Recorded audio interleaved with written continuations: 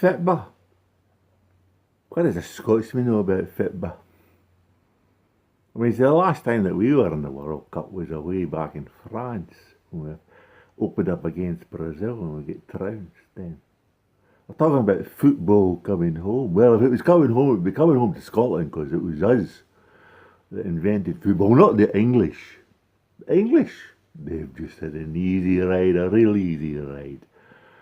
Who have they played? They've played absolutely nobody of consequence in this World Cup. This is the first test that they'll be having when they're playing Croatia. And let me tell you this World Cup has been a World Cup for the underdog.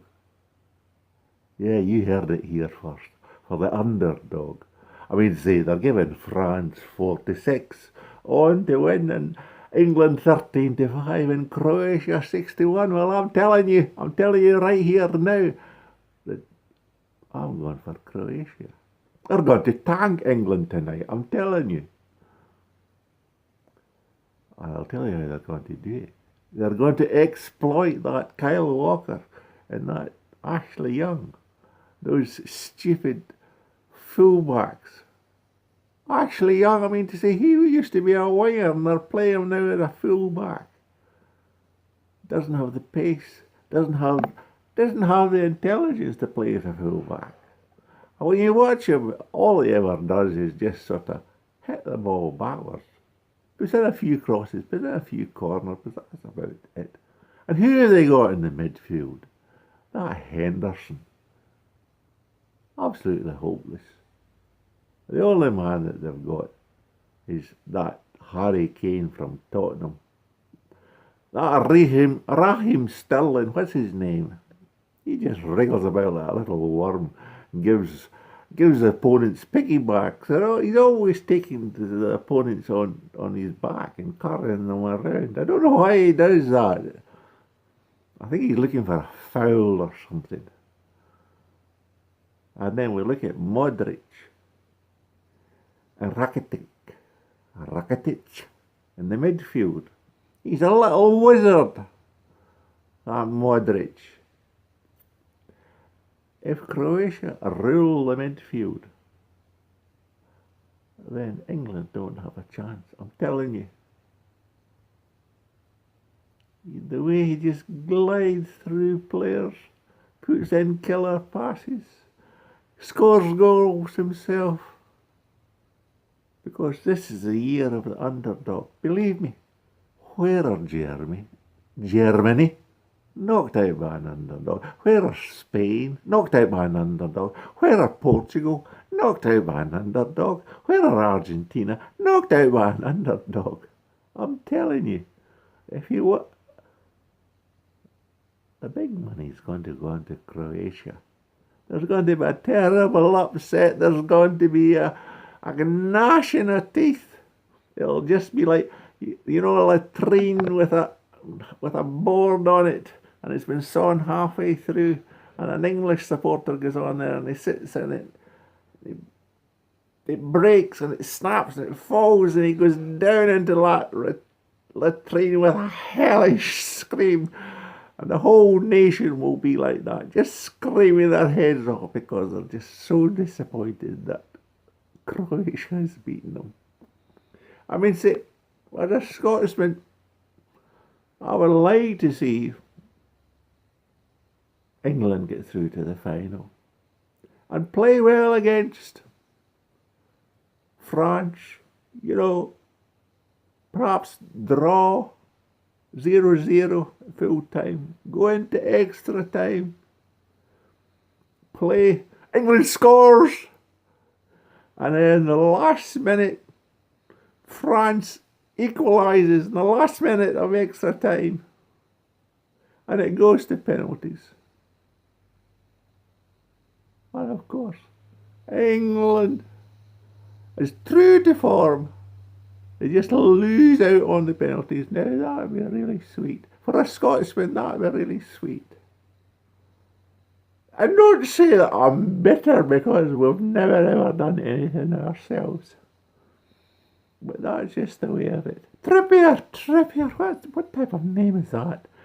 Dele Alli. I mean, to say, oh, they're not English. I mean, say, oh, those are all foreign names. They're not. Whereas the Croatians, yeah, they have all these grits and chip, grits and endings to their names. You know that they've been born in the country. So, and what's more, I'll tell you, when your fullbacks are the ones that are scoring the goals, you know, that Stones and Maguire coming up and heading it in, you know there's something wrong. When your forwards aren't scoring, and when your forwards do score, then they only score from penalties. Tell me, has England scored an open play? I ask you. It's always from set pieces or corners and headers. Croatia, they've got sensible haircuts. You don't see a single diamond earring in any of their ears. I mean, do you remember that Beckham with a mohawk and the double diamond studs in his ears? I mean, say, that's what English football used to be like. I think that Gareth Southgate is trying to sort of root all that stuff out, you know. Bit disappointed with the amount of tattoos some of those English have. I mean, say, tattoos in footballers, I mean, say, it's no good. I think that the people who are going to win the World Cup are the ones with the most sensible haircuts. The French, if you look at them and their haircuts, that Pogba and that, what do you call him? Titi. Yeah, Titi. Titi, boom, titi, titi, boom, titi. Him who scored the goal against the Belgians. Look at his haircut. I mean, say, why do footballers do that? Tell me. Just tell me. It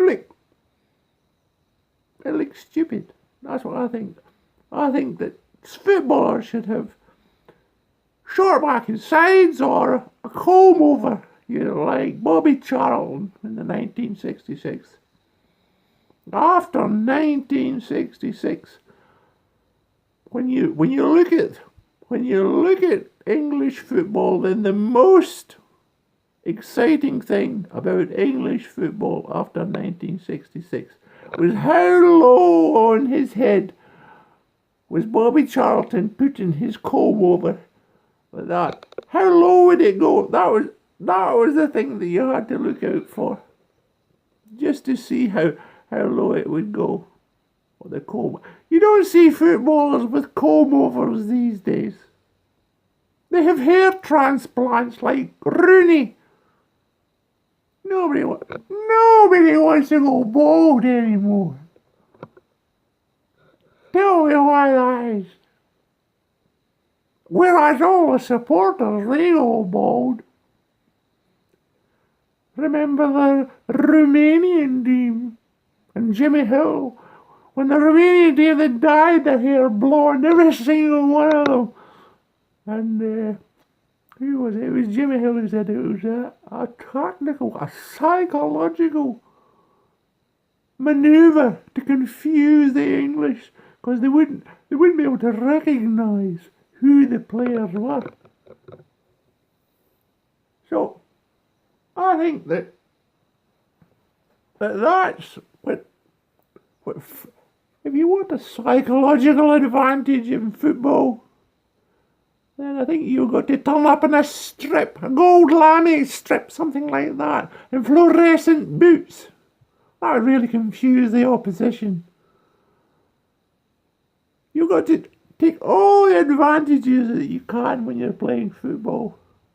You know, skin tight, so that you can't. They're always gripping one another's shorts and shirts and trying to pull. They should.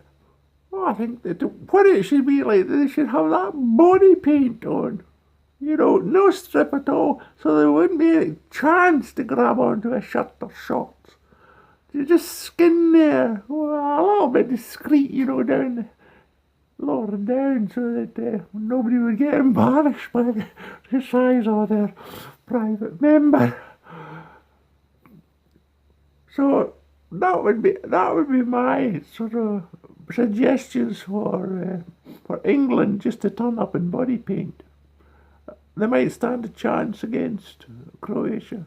I'm just wondering what the Croatians will wear tonight, whether it'll be that black and blue strip to disguise their bruises, or will it be the white and red one? And England, what are they going to have?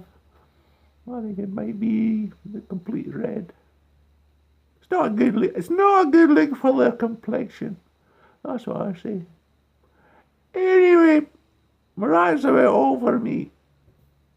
The safe money's on Croatia to win the night. You heard it here first.